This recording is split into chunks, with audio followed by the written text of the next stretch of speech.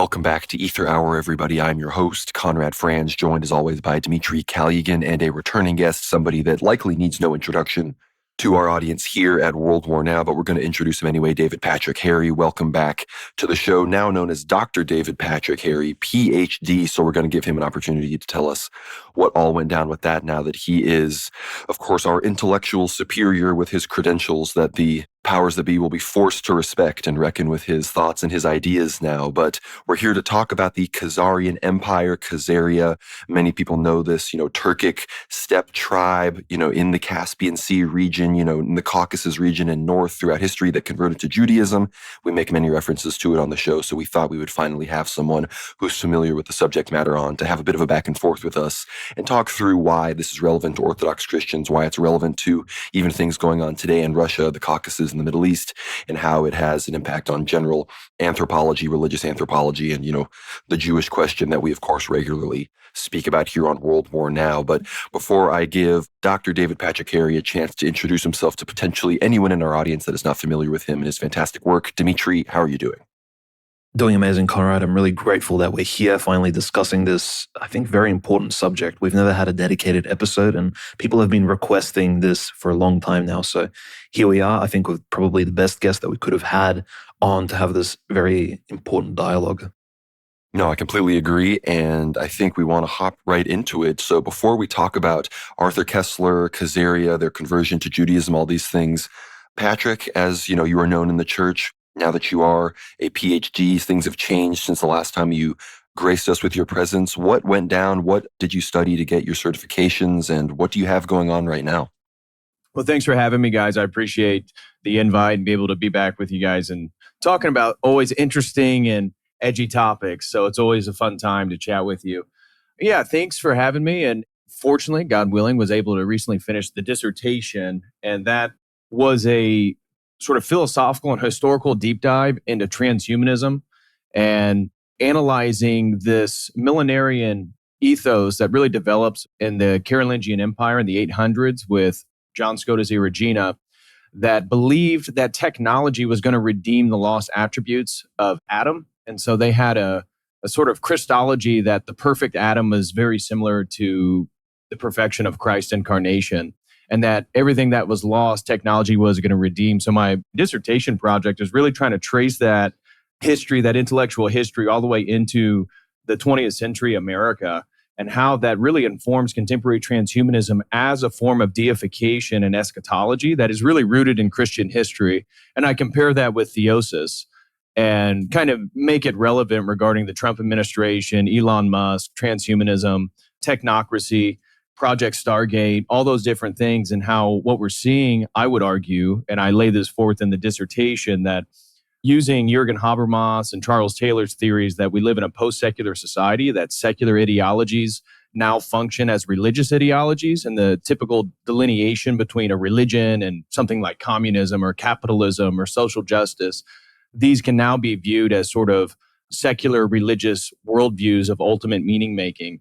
And so from that basis, looking at the political spectrum and how the modern left, the postmodern left, the modern continuation, something like the MAGA movement, transhumanism, technocracy, and then the right wing is really a sort of reversion against it. It's really a moving back to a pre-modern worldview. And that's where all the cultural energy right now is in orthodoxy, trad Catholicism, and even some of the pagan stuff, which again, I think it's a subconscious thing that people are moving towards pre-modern worldviews. So in a roundabout way, my dissertation is just comparing transhumanism and orthodoxy in regards to concepts for deification and then how they're playing themselves out in the 21st century and why orthodoxy views transhumanism in eschatological terms, leading towards the Antichrist, leading towards the new Babylon, and that orthodoxy isn't Luddite. It's not saying that we can't use technology, but that technology in the way that it's being viewed in ultimate terms is demonic. And this movement towards a centralized technocratic one world structure is something that all Orthodox Christians need to keep their eyes out for, because this is essentially the formation of the devil's empire. So that is basically the project. So luckily I was just finished, and I hope to have that published potentially by the end of this month, or at least have the pre-orders available on Amazon. And that's titled Return to Babylon, From Adam to Antichrist. So that's kind of the academic project. And now we're just back to streaming and making content and doing the stuff that I really love to do. That is amazing. And we can't wait to have that work out. And we'll definitely have you on to discuss it because that's something that is right up our alley, actually.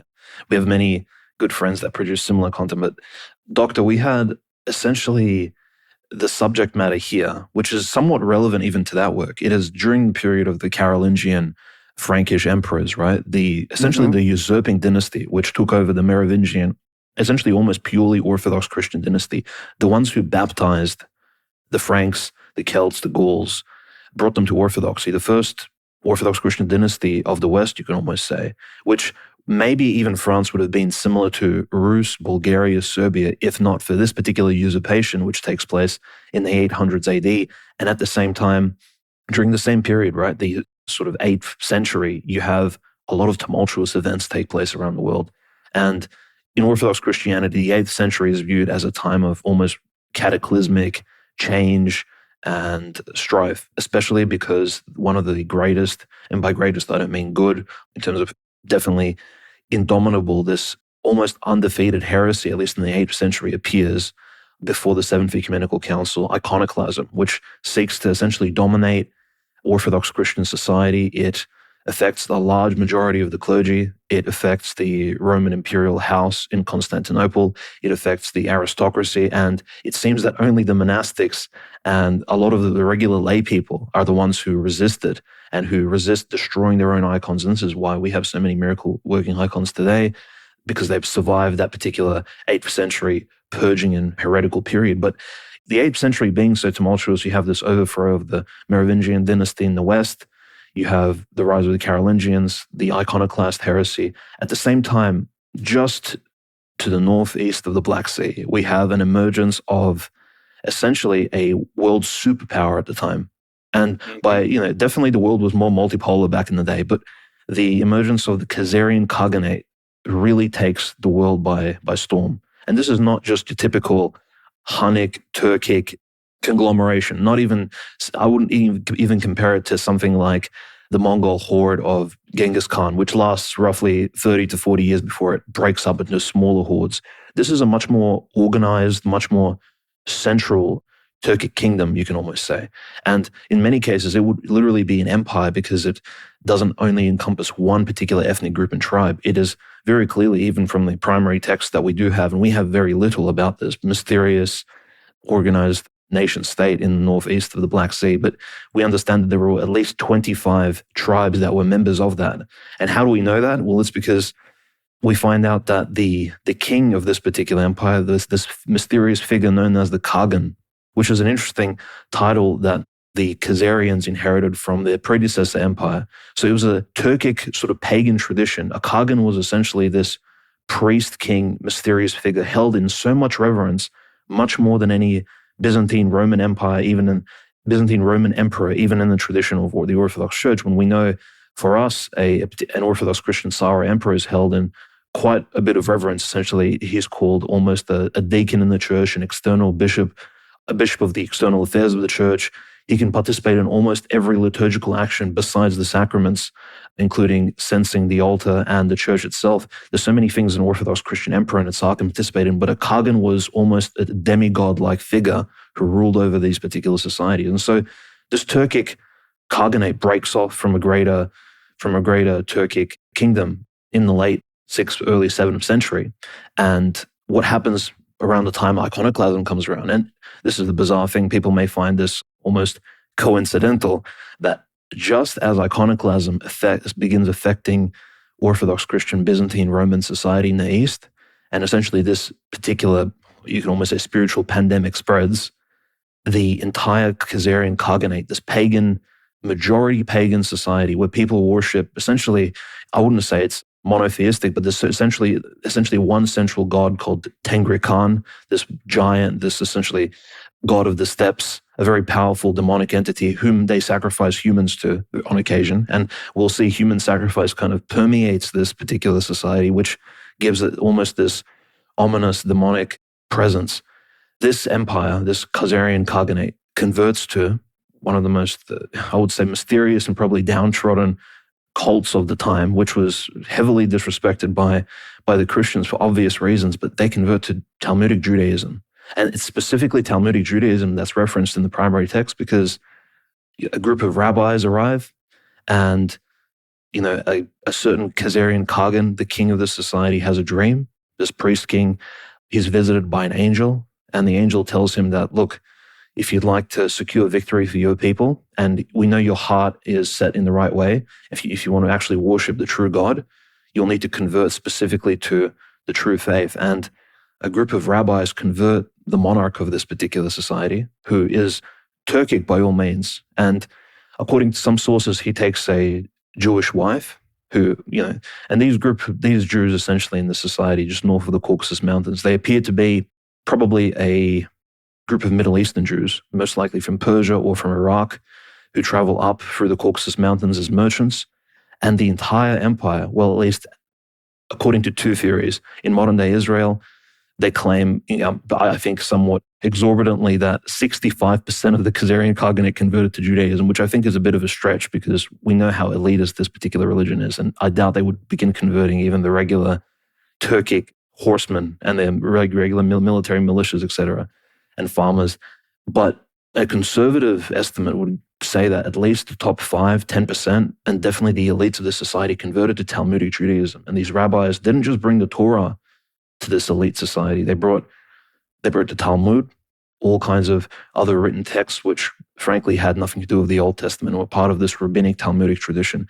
And just as iconoclasm takes over the Eastern Roman Empire and essentially infects Orthodox society, clouding the minds of Orthodox Christians for about 80 to 100 years, you have an emergence of a Talmudic Jewish kingdom. The first one, historians say, the first real powerful sovereign Talmudic Jewish society since the fall of Judea and the destruction of the Second Temple.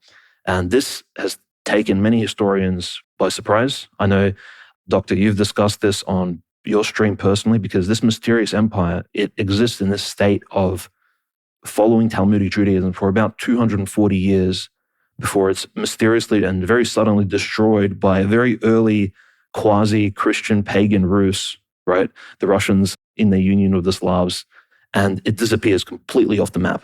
And we don't know what this entire kingdom was about, who exactly were members of it, what happened to its remnants, and what was the actual impact of it. Because we see it in many lives of saints of the period. Many 8th, 9th century saints mention this particular Talmudic Jewish kingdom, and yet we don't know anything about it. And a lot of this information seems to be almost hidden from us. So I think it's really important for us to even discuss the conversion. First of the first Kagan, Bulan, which the name Bulan itself is very ominous. The entire thing has like almost horror movie type vibes. Bulan, I've heard translations of his name. In Turkic, apparently it means elk or moose, some sort of horn-like spiritual horn creature from the woods, like a horned god. And I'm like, okay, that's already a little bit. And he has a vision from an angel similar to Muhammad. He converts to Talmudic Judaism. His conversion doesn't work. And so 2 or 3 generations from him, a new Kagan, a new king comes around, and he secures the conversion. Essentially, his grandson or his great-grandson, Obadiah. And Obadiah, he even changes his name. Apparently, he takes the name Sabriel, and he becomes this almost fully Jewish, not just by religion, but also according to some historians like Mikhail Artamonov, one of the Russian Khazarologists of the 20th century. It's very likely that most of the Khazar elites actually intermarried with influential daughters of rabbis, as well as members of this Jewish merchant community that was wandering around the Caspian Sea. And not just the Caspian Sea, but these merchants apparently traveled all the way from China to India to Francia and the Empire of the Carolingians. So they traveled the entire world. Globalization was basically taking place along the Silk Road. And while this globalization was taking place, you had one particular empire which benefited so greatly because it fostered this very strong, I would say, independent Talmudic Jewish community at the center of essentially world trade, if you look even geographically speaking. So I just wanted to ask, Doctor, what your sort of perspective was on the double conversion. You almost have like 2 phases of Khazarian conversion. And it's interesting that the history doesn't even try to blur the lines here. It's very clear that the Turkic Khazarian people, the natives, the pagans, they didn't actually accept our Talmudic Judaism right away. They almost had a lot of hesitation because none of their neighbors were of this religion. There were no Muslims, there were no Christians who wanted to convert to this religion. So it was almost influenced from the top down, like an evil anti-version of the conversion of the Serbs, the Bulgars, and the Russians and Slavs, because it's literally like a top-down conversion, and it doesn't seem to, it seems to take, I think, everyone by surprise. So maybe we can speak to that. Yeah, there's a lot there. Like you mentioned, that this is kind of an obscure piece of history. I kind of fancy myself as somebody who loves to read about history, and I briefly heard of Khazaria or the Khazars, but I never really looked at it until really reading the book that you kind of mentioned, Arthur Kessler's The 13th Tribe, and it connected a lot of dots. And it is interesting that this isn't presented more in historical text or even a point of historical discussion. But you mentioned that this is essentially the only known example outside of the semi-secular contemporary country of nation state of Israel where Judaism becomes the official religion. And as you mentioned, Bulan sort of has this vision of an angel. And I'm not even sure how to fully take that, because according to the Khazar correspondence, which is one of the few primary sources we have, which is a correspondence between a Jewish vizier of Baghdad and then King Joseph of Khazaria. And in that correspondence, they kind of detail some of the history. And that's where we hear of Bulan taking on a new Hebrew name of Sebriel. And before this conversion, though, he had invited the Byzantine Orthodox emissaries and Islamic emissaries from Baghdad, because, at least according to Kessler, the Khazars were seeing the immense rise of Islam at the time. And generally, we date Khazaria between like 650 to 965. 965 is where you mentioned that Sviatoslav and the Rus essentially annihilate Attila, the capital city of Khazaria. And them as a significant historical force kind of dissipates.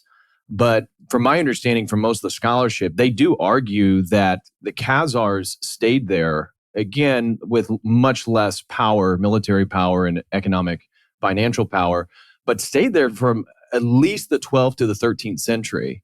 And it's with the Mongol invasion that these Khazars essentially flee into Eastern Europe. At least that's the theory presented by Kessler, and one that I'm kind of tended to adopt. I think it's a pretty strong argument, especially when they look at the etymology. So linguists have looked at Yiddish, and Yiddish has no connections with the German language. And we're told that the Ashkenazi Jews arrive in Germany from the West and that they move eastward to the Rhine. But linguistically, it seems very interesting that the Yiddish language, which was so popular amongst the German and Polish and Hungarian and Lithuanian Jewish communities, that it has more affinity with something like a sort of a Turkic language, and that many of the Turkic tribes, even after St. Photios commissions St. Cyril and Methodius to construct the Golgothic alphabet for the conversion of the Slavs, Cyril and Methodius, at least Cyril, went to Khazaria. And he actually, one of the comments he made is that he was horrified by actually the indecency of many of the people there. And so this is after they've already converted to Judaism. And he comments that the Khazars are Jews. But there was one comment about how he saw a woman, she lifted her skirt and essentially exposed herself and scratched her genitalia. And he ducked his head and said, "Lord, have mercy." And one of the Khazars kind of giggled and said, "Yeah, that's what we do. We like to show it in front of," I'm paraphrasing here, but essentially we like to present it in front of people and make sure that you have the ability to restrain yourself than just cover up, which is a kind of both Islam and Christianity tend to go about the methodology of covering women up as opposed to letting them expose themselves and trying to see if the men have the restraint to not be sexually tempted. But anyways, the general time frame is 650 to 965. And the date typically associated with Bulan's conversion to Judaism is around 740. But like I said, this angelic vision that we're claimed that he has seems to kind of fit nicely in a sort of mythology to encapsulate the really pragmatic purposes for why the Khazars adopted Judaism. They saw that monotheism and these Abrahamic religions, specifically Islam and Orthodoxy, that they were incredibly efficient. And they saw that the various nomadic and pagan cults around them were constantly warring with each other, and they weren't able to establish the economic success that these monotheistic faiths did. So he brought Jews, Christians, Muslims together in his court and kind of presented their case. According to what the sources that we have, is Bulan felt that both the Muslims and the Christians said that there is some truth within Judaism, obviously the sharing of the Abrahamic faith. And for that reason, and because there wasn't a Jewish empire, he thought, well, this would be the perfect and most pragmatic conversion, because we would then have some type of familial connection with both the Muslims and the Byzantine. But at the same time, we have a unique identity and are not subject to them, because they didn't want to be subject to the patriarch in Constantinople, and they didn't want to be subject to the caliph in Baghdad. And of course, the Khazars went through the Khazar-Arab War, in which the Arabs won, but it actually sort of benefited the Khazars the most. And the Arabs took a lot of defeat in regards to the amount of soldiers they lost, and there was economic problems, social problems, upheaval. So they had to leave the Caucasus region and go back down to Persia and the Middle East. So I think that his conversion was very pragmatic in many ways. And as I think I mentioned to you guys backstage before we started, was that we know for a fact, beginning with Emperor Justinian, that there was a big push in Byzantium for Jews to convert to Christianity. And there was a lot of opposition by many of the Jews. And so for at least 100 years before, the 650 date where we typically associate with the rise of the Khazarian Empire, that Jews were actually flooding that Caucasus region, whether it be in Georgia, Armenia, or even a little bit further north in Crimea. So I think there was already some cultural exposure for the Khazars. It was pragmatic in the sense that they definitely didn't want to be Muslim, and they were very suspicious of the Byzantine and the Romans. And so it allowed them to, quote unquote, be monotheistic, allowed them to be Abrahamic. And as well, I'm sure we're going to get into, it allowed a sort of syncretism between some of their Turkic shamanistic practices with a sort of Talmudic Judaism that kind of repackaged and reframed some of the stuff that they did, like you mentioned, human sacrifice, of which there's burial evidence of, mass murders of Christians and Muslims and animals, which would insinuate some type of ritual sacrifice around sort of royal court figures of Khazaria. So it seems like a sort of ritualistic burial practice of they bury the whoever the Khazarian is, and then they do a ritualistic sacrifice of other people. Well, let's dive even more into that if we can. I want to know, you mentioned, of course, the situation in the Roman Empire and, Jews even fleeing to Khazaria and the influence they would have had on these people. What was the current state of Jewish religiosity? We know at this point we are hundreds and hundreds of years after, the destruction of the temple, 70 AD, Judaism, they're developing their oral tradition, they're developing their Talmudic tradition. What is the current state of Jewish spirituality and mysticism? How would it have interacted with the local paganism of the time? And again, kind of a preview of some of the more controversial questions we're going to address maybe later in the episode. Who are these Jews? What are they ethnically? Where are they coming from an anthropological perspective? Who are most of these people still practicing, the Antichrist religion, the post-Christian version of Judaism? Who are these people, and how you already implied that there were, as the Jews would describe it, persecutions for them not being baptized into Orthodoxy. What was their status in the empire at the time? Who were these people, and what did they believe ultimately that, obviously we know that you mentioned it had this practical purpose, that to unify under this monotheism, but were there elements of the religion that obviously appealed, like you mentioned with human sacrifice, sort of appealed to certain things within their, pre-civilized religion, their, true paganism, their demon worship that might have drawn them to Judaism as well? Well, obviously, sacrifice in general. I mean, we as Christians believe that Christ is the last sacrifice, right? That's what we participate in the Eucharist.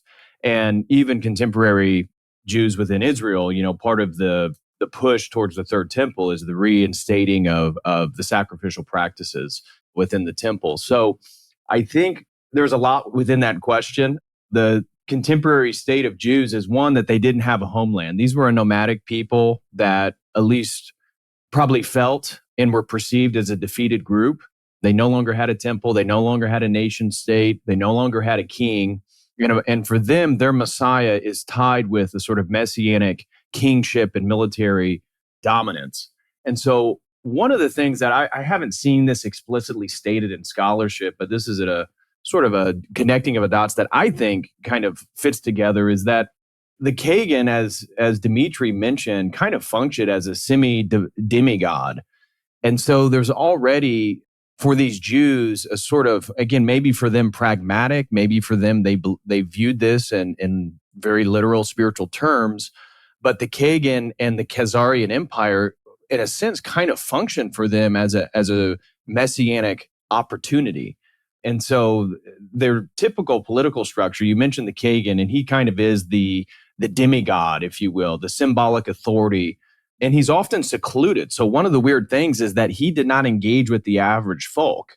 So the average Khazarian was never able to engage through social interactions with the Kagan. Only certain figures had that opportunity. And so he had a sort of an executive king, if you will, called the Bek, or the Kagan Bek. And he functioned explicitly as a military commander and chief administrator. And so this, when they adopted Judaism, was very much viewed in religious terms. And they controlled a territory, all the way from the Northern Caucasus and the Lower Volga across the Crimean Peninsula, the Dnieper River in the west, and parts of Central Asia in the east. And according to some of the Byzantine and Arab historical chronicles, which is where we get most of our evidence, we get some from Jews, but we get a lot from the Christians and the Muslims, and a lot, from the Muslims particularly. That's where probably the majority of our sources are from. But I think in regards to the mysticism and some of the spiritual connections regarding all this stuff, Kabbalah is typically, I've heard Jews claim that Kabbalah is ancient, and I personally don't believe that. I believe that truly its formation begins in the 13th century in Spain with the publication of the Zohar. But Judaism had mystical, spiritual dimensions to it. And I've seen some scholars even talk about how Khazaria may have had things like a sort of early iteration of the Sefer Yetzirah and some of the angelology that's associated with Kabbalah. So King Obadiah reportedly brought in rabbis from Babylonia and the land of Israel to establish what they called the Yeshivat. And so they were pulling from these Jews, especially in Babylon, that had already been exposed to some of these ancient forms of magic and conjuration. And I believe this is where Kabbalah really gets its early formation from. And so it's in this sort of cultural milieu that Jews are incorporating ancient magical ritualistic practices and kind of reformulating them in Jewish terms. And so it's interesting that the Khazars were often associated with being great merchants. So they were associated with silver and gold trade. They occupied, as I said, that territory that they occupied was a central nexus on the Silk Road. And this is why they just kind of emerge. They just almost explode onto the historical scene because of the amount of money they were able to acquire by, one, consolidating themselves as one coherent entity. So they're not a bunch of Turkic nomadic tribes warring with each other. They solidified themselves. They occupy a central node in the silk trade. And from there, they get cultural exposure all the way to China, Baghdad, and obviously Byzantium, and even West Europe. So they're right at a place where they're getting money, they're getting goods, they're being exposed to cultural influences. And I personally believe that they may have carried some of these mystical texts or oral traditions, and especially given their contact, again, with the Babylonian Jewry, which preserved these quote-unquote secret teachings. So this is where we're told, according to Jewish sources, this is where they get these secret mystical teachings is really during this sort of Babylonian period where eventually they migrate, as Dimitri said, up through the Caucasus into that Crimean area. So some scholars have speculated that Khazar Judaism may have had syncretized elements with prior Turkic shamanism that, as I said, were repackaged through Jewish ideas. and potentially opened a door for a new mystical cosmology and angelic hierarchies. And this, I think, is an interesting theory because, as I'm sure we'll get into, and this is really the most controversial dimension of this whole Khazaria stuff. Nobody really cares much of the conversation so far regarding all this historical stuff and this forgotten empire. But once you start questioning who are the Ashkenazi Jews and the quantity of Jews in Eastern Europe, how did they get there? We're told they all came from the West. But if, as Arthur Kessler, who was a Hungarian Jew, argued that they actually came from the East, this is really interesting because it could mean that some of these, again, these Babylonian magical syncretism that emerged, that maybe began being ritualized within the Khazarian Empire, influenced the development of Kabbalah that eventually gets more formalized in the 13th century, which would have been at least 300 years after the fall of the empire, even though there, like I said, there may have been still Khazars. Many scholars do believe that there was communities up to the 12th, perhaps even the 13th century. But it would make sense that this could have influenced the development of Kabbalah over in Spain during the Umayyad occupation. So I don't know if that fully answers. There's a lot in that question, but I think that is one of the interesting dimensions of what kind of Judaism did the Khazars practice? And we don't have solid, written evidence. These weren't literatis, right? So that's why most of our sources come from Byzantium and the Muslims, is because those cultures were highly literate cultures. And we certainly Khazaria, I mean, they began to speak Hebrew and they wrote in Hebrew, but they weren't as highly literate as these other societies. And then by the time the Mongols invaded, we just don't have much, especially with the primary sources of the Khazars, to describe what were the liturgical practices, what were some of the religious ritual formation that they were engaged in. And so there's a lot of speculation here, but I do kind of agree with some of the scholarship that it was some syncretic mixing of Turkic shamanism, pagan beliefs with some type of mystical Talmudic Judaism that was very much interested in ritual and contacting higher powers. That's where the Sefer Yetzirah stuff comes from, and the angelology. So I think there's something there, but just in regards to scholarship, I have not come across anything that really explicates that, just because the evidence is so precarious. Yeah, speaking about the Sephiroth, and this is really the only thing I have from this sort of period, but there's a particular place in Russia, very far from the modern map of Khazaria. When you look at it, it essentially is situated, if our audience and listeners can imagine this in their head, between the Caspian and the Black Sea, this essential triangular zone with the southern Caucasus, essentially modern-day Georgia, being the southern border. However, throughout history, the Khazars constantly, even before their conversion to Judaism, there's the siege of Tbilisi.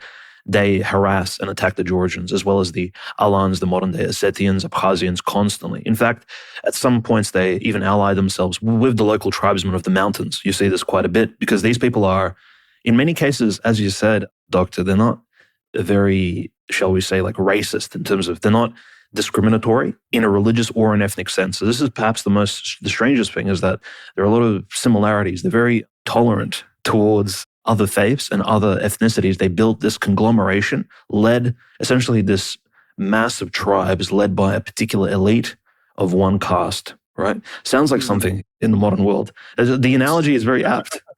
But I just wanted to mention this. There's a rock, a huge stone. Essentially, these ritual stones are usually found on top of mountains, all the way north near Belozera, a white lake. Also, if Saint Kirill of White Lake, it's a famous Russian medieval saint. He's a monastic who used to fight idol worship north of, this is just to the east of St. Petersburg, so very far away from modern-day Khazaria. But there's a stone on this mountain in which essentially has he visits this mountain on occasion to fight the pagan worshippers there. And the stone, to this day, it's an archaeological relic of, at least people say, the 1300s, perhaps even earlier. The local pagan tribes called the Khazars, who ethnically were Russian, but many could have been migrants from a former kingdom of some sort. They depicted many things, and here's a particular quote. They said, there were many fascinating things which were discovered on the stone, including spinning wheels, folk embroidery, woven ornaments depicted traditional artifacts of different sorts. And there's one particular image whose points coincide with those found on the boulders, it turns out to be nothing other than a Kabbalistic diagram of a Sephiroth. Now, who would be depicting a Sephiroth on Mount Maura near White Lake, Belaozera, all the way in Russia's north, literally in a place where you have very paganistic, it's very bizarre, but this is mentioned in, the rock is still available for viewage, but it's very interesting how you said this syncretistic coexistence, right? This absolute tolerance which exists in Khazarian society takes a lot of people aback because modern day sort of orthodox halakhic Judaism is very exclusionary. And if we reference even our church tradition, the Orthodox Christians of the Old Testament were very much exclusive in terms of, yes, there was only one God, and of course his worship was absolutely, objectively, the only thing that could be allowed. And this is why even there were really strict marriage laws, interaction laws with the neighborly states to the Hebrews and the Israelites of the Old Testament. And of course, whenever, like in the case of Holy Prophet King Solomon, whenever there was intermarriage with other tribes, or especially those coming from pagan backgrounds, local Canaanites, etc., there would usually be apostasy that followed. Because, again, interaction and any sort of syncretism, living alongside pagans, their religious beliefs could rub off on you. And in this particular case, it seems like the Khazarians are completely, these Khazarian Talmudic Jews are not concerned at all about syncretistic, the rubbings off of these various paganistic beliefs. In fact, they're happy to rule over a majority, what we can assume is a majority pagan, but also there are minorities, and some historians argue even large majorities of Muslims and Christians living among them. In fact, as you said, Doctor, the capital city, the Khazars have a few capital cities. So initially in their history, they have Belanger and Semender located in the southeast. This is where modern-day Makhachkala, Derbent is. I think Semender actually is literally on the same position. It's a port city where modern-day Petrov port, Makhachkala is. That's essentially the port capital of Dagestan, modern-day Russian Federation, where the martyrdom of the two saints took place a few years ago by the Muslim extremists. So very heavily Islamic zone. Derbent, of course, south of that is the gateway through the Caucasus. It's the most efficient trade route. But the Derbent fortress was something that the Khazars and the Muslims fought over for literally centuries. You can't even imagine the amount of blood spilled there.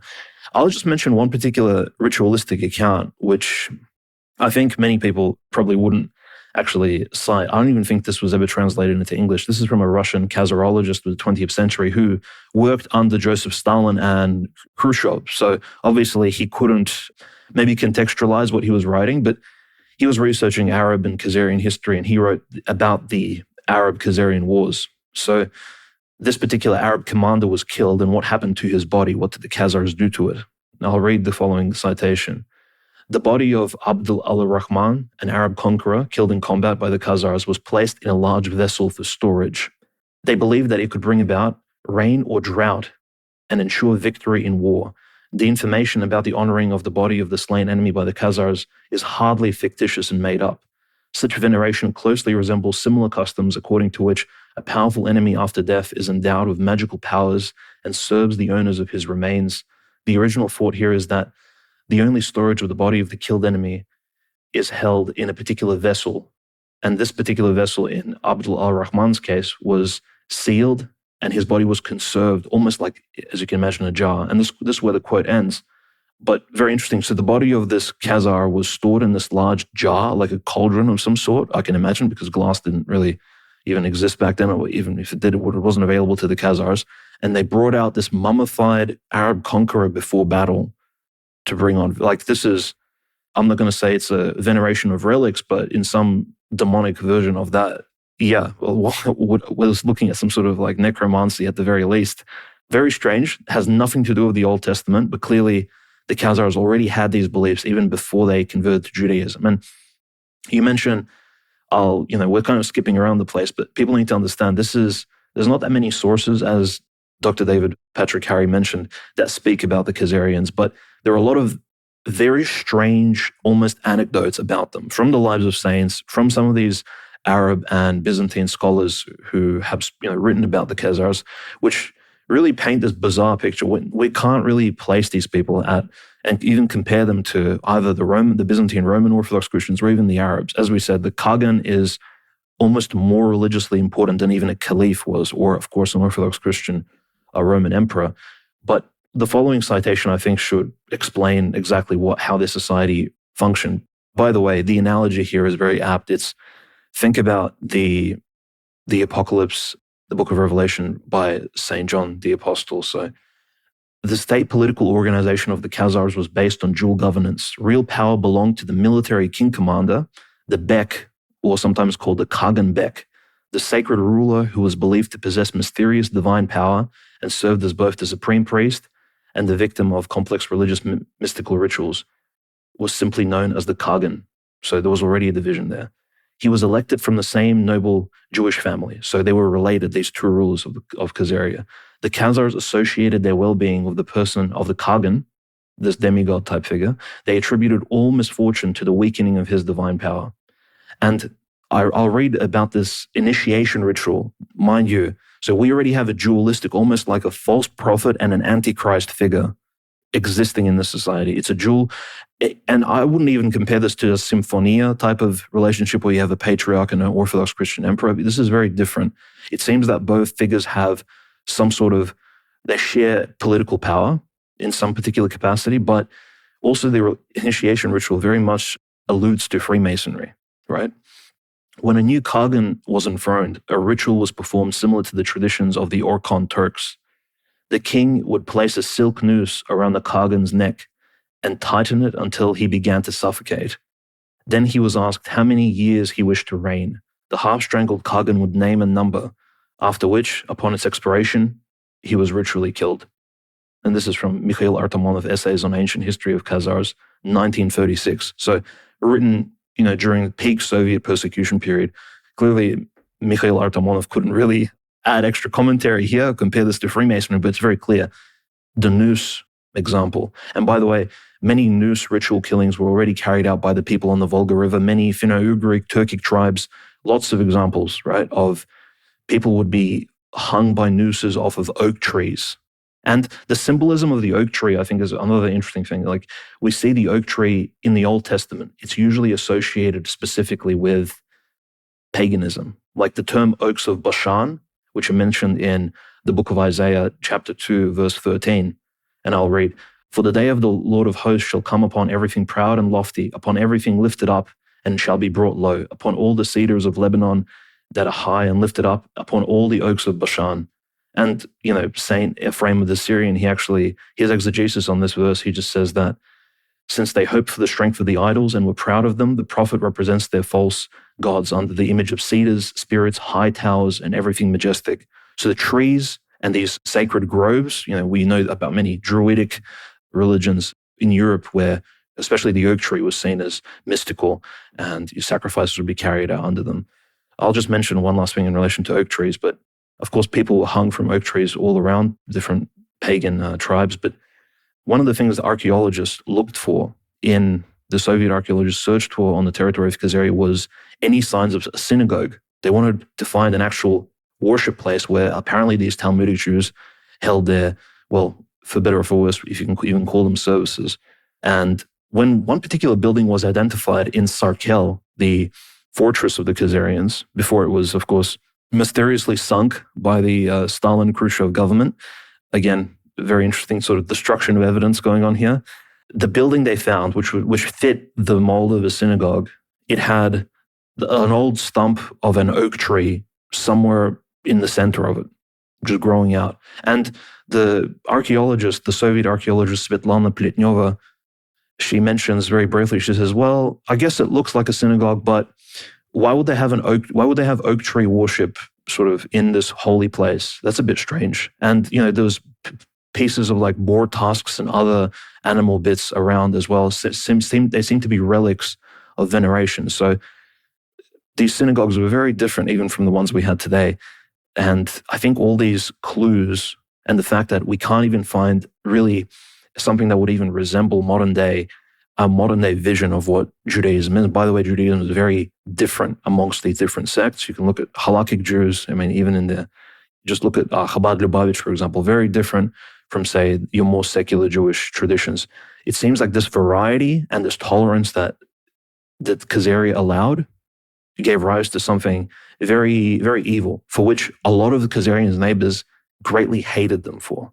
In particular, this is probably why when Khazari was destroyed, it had no one come to its assistance, it had no allies, because of the relationship it had with not just the tribes under its subjugation, but also some of its neighbors, which I guess we can mention a bit later on.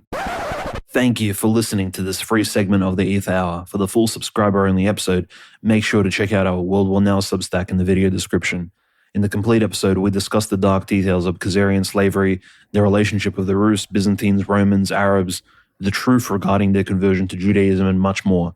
When you subscribe to the Substack, you also get access to 80-plus premium episodes, as well as exclusive articles and book chapters. We again thank you for your support.